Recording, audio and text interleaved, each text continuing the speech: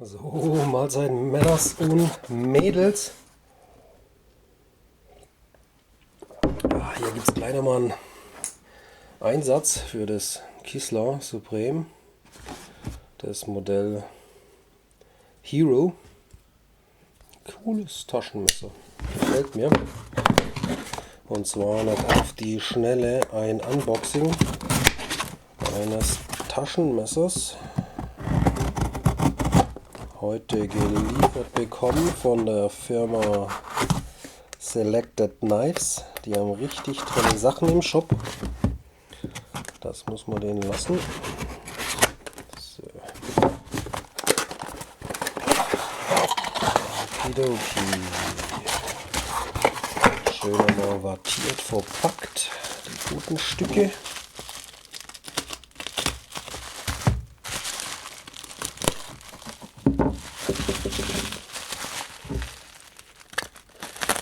Nachdem wir hier ein Taschenmesser aus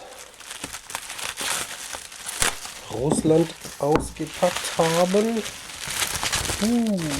holy moly, kommt hier in einem ganz schlichten weißen Kartönchen ein Fantoni Height Folder.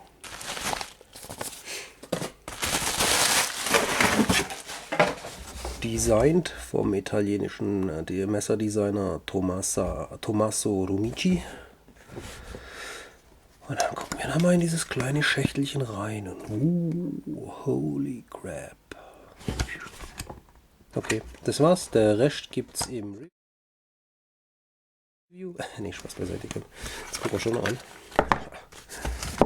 Ein Zettelchen, okay.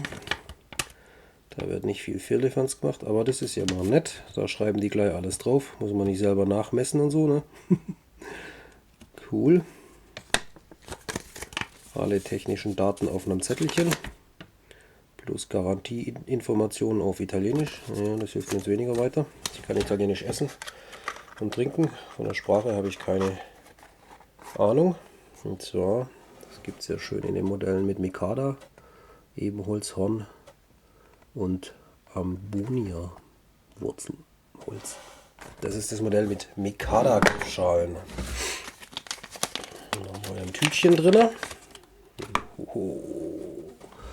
Da ist das schöne kleine Stück. Richtig mit Ecken und Kanten.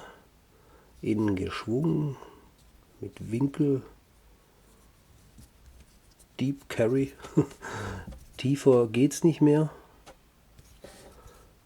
Fantoni auf der Klinge auf der einen Seite und auf der anderen Seite T. Rumici und CPMS 30V Stahl an diesem kleinen Teilchen, jawohl.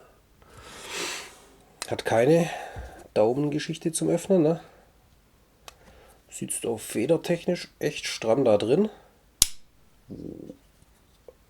und sitzt bombenfest. Okay. Alles weitere im Review.